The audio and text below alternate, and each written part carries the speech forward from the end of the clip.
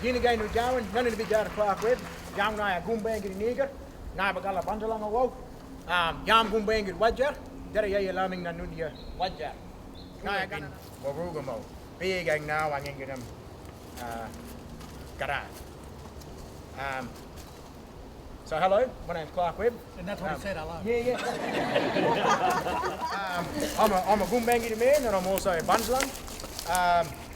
I'm able to speak a fair bit of Gumbangi language, but unfortunately Gumbangi is not my first language. And what I said in that whole thing is that just like to pay my respects to our elders, and thanks Auntie Jenny for the welcome. That Gumbangi is not my first language because a while ago, the kids who were most at risk of being taken away from their parents during the stolen generations were the kids that knew language and culture. So our community was scared to speak our language for a long time. Our language is really, really important to our culture. So if you think of a three-legged stool, one of those legs is land, one is language, and one is people. So if we lose language, that whole thing falls over. And in Gumbangi territory, we only have one elder in our community who is our last person to speak Gumbangi as his first language. And that's the devastation that's been caused to our culture. So because of that, we've also lost a lot of our knowledge around fire and cultural burns. So it's great to have Victor here to help us to revitalise all this, but also some of our stories. So it's like a big giant jigsaw puzzle that we're trying to put back together. And so what we want to showcase to you today is that struggle for us to revitalise our culture, but to also share with you what we can, and to see how much pride we have in the knowledge that we have been able to keep. So thank you for being here. Yam gundi abijar yila nigi. So if we think of nigi, it's like charcoals, and nigi, charcoalish. And that's the name of this place, right here, Sealy Lookout. So for countless generations, our old people were burned in this area to keep the bush nice and clean, but also to maintain the views right up and down the coast. So we're on a really significant spot right now. So what we're going to do to start it is get the fire going traditional ways, and you're going to carry that fire to where you're going to burn in a little while. So going to need some help. Come on over here. Call this one our garanga, which comes out of the grass tree, which they used sometimes called black boy. So that comes out of the top. So they're the two sticks we're using. So what we're going to do is get the ember going, and then put it in there to start the fire. So, all right. And sometimes it can be hard work.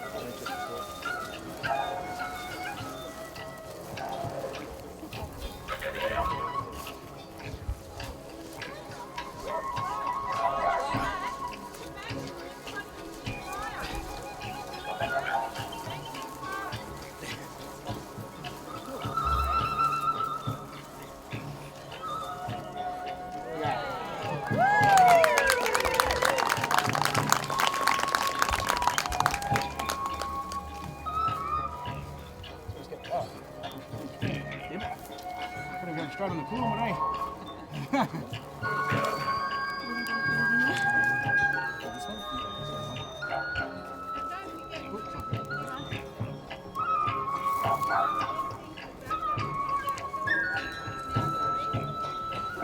Everything was that sort of thing. So that cooler will carry the fire wherever we're going to go today. Put down where I'm going to stand the fire, some of it, but the other half I want to give you. And I hope you all have a safe trip home. And whatever you've learned for the next 2 days, take it all in, because you pass it on to our next generation. I appreciate all your help, and I appreciate that everyone's here today. Thank you.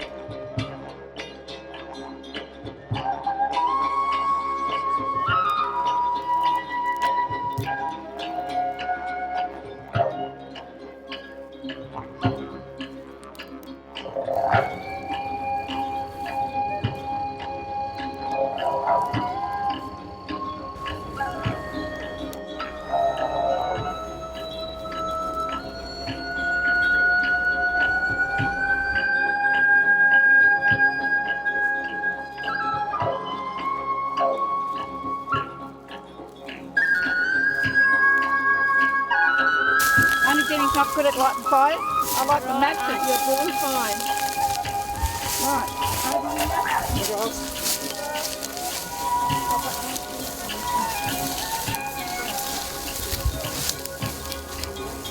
Just hold it there.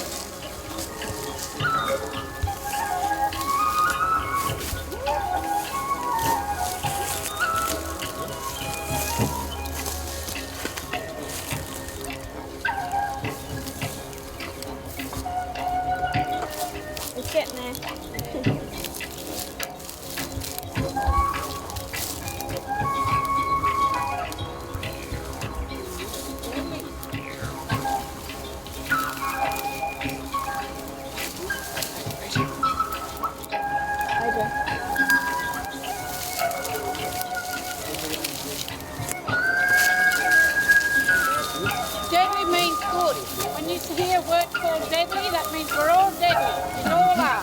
Yeah, we're all good. Reading is bad.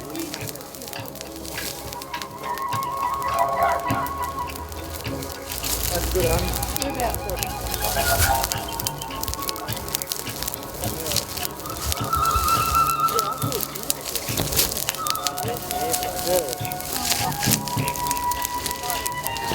Just hold it there, let it just proper.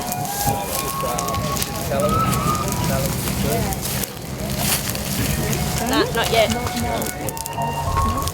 AJ, go. Where do you want to go?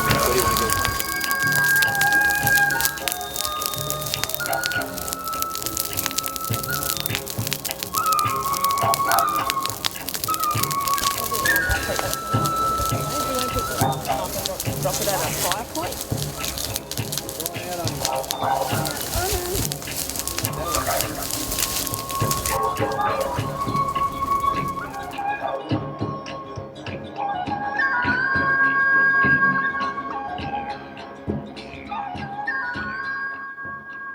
And then what we're doing at the moment is we're doing some spots, putting some spots in. And you know, one of the bits about cultural burning is it's about having it low intensity rather than having it, you know, medium to high intensity. And one way to reduce the intensity of fire is to put less in the heat element. So it's really, I think, and I'll talk about it a bit later, but for me, I think one of the learning for all of us in this, you know, and I think all the agencies like us, forestry, national parks, RFS, I think what we really need to get back to is more of this type of fire.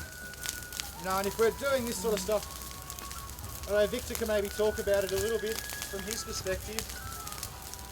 But you know, one of the ways we're talking is when we do this type of thing, our goal is our spots will actually, at the end of the afternoon, connect up and the fire goes out. You know, that's how, so that's all about understanding rate of spread, you know, and understanding then what distance apart you're doing these spot ignitions. Something like that. I don't know, Victor, if you want to say a few words around burning and fire behaviour while we're here before we get started. G'day everyone, my name is Victor Stevenson. I'm Takalak, descendant from my mother's people up in North Queensland, and I've been thrown in the deep end here. But I'm happy to yarn and really like to acknowledge the traditional owners. It's really lovely to be here, and it's really great that this conference is happening. It's just really, really important that we're changing the culture of Australia and moving in line with the country, because the country is the boss. And the country tells us what to do and timing and all that sort of stuff. But the problem is here is that, you know, when you're lighting your fire, just put one fire, that's all. You can see when you light it, it takes off. It's like you got to yell out to the country and let it know that you're ready to burn. And you might think, oh, yelling out to the spirits. Not just the spirits, you're yelling out to all the animals that live here and all the insects. And so it's like you're knocking on someone's door, you know. You don't just run through and just put drip torches around and just burn a place and put fire straight away like that. Everything will get a shock and they can't get away. And that's why you see the circle. It's so important.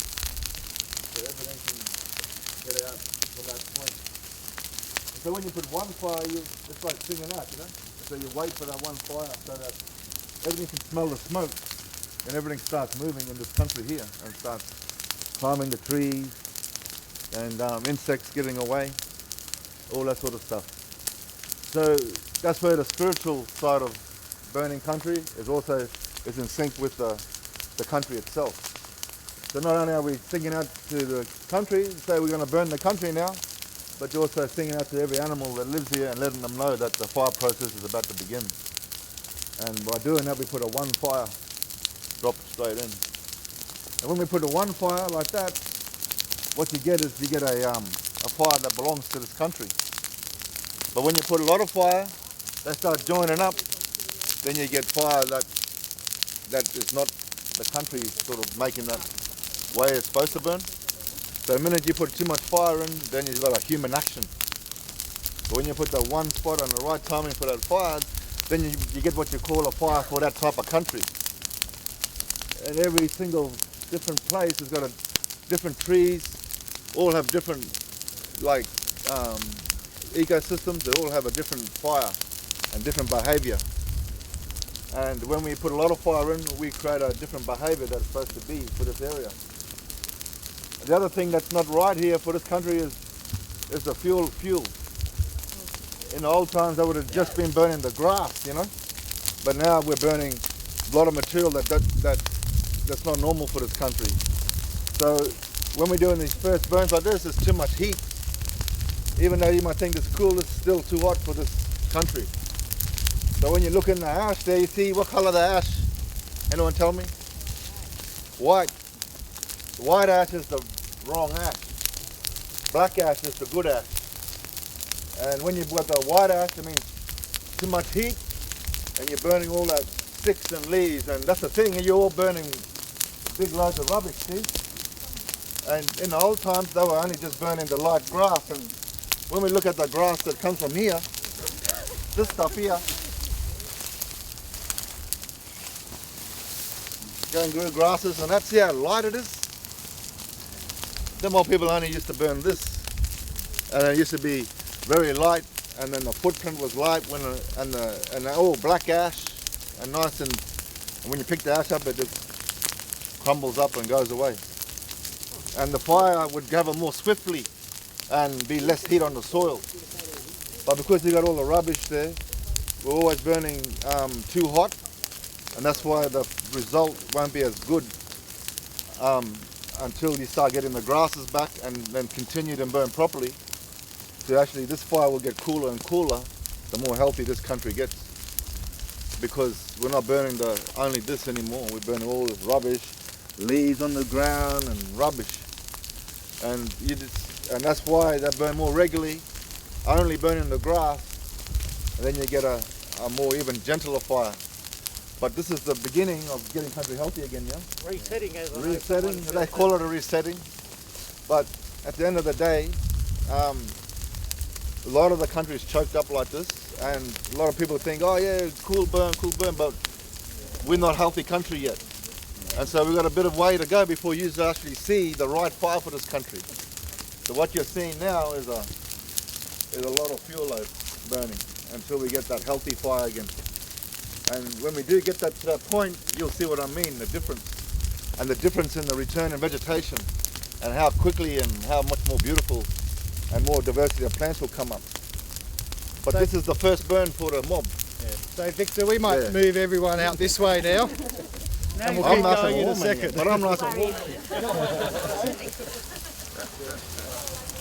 Come on.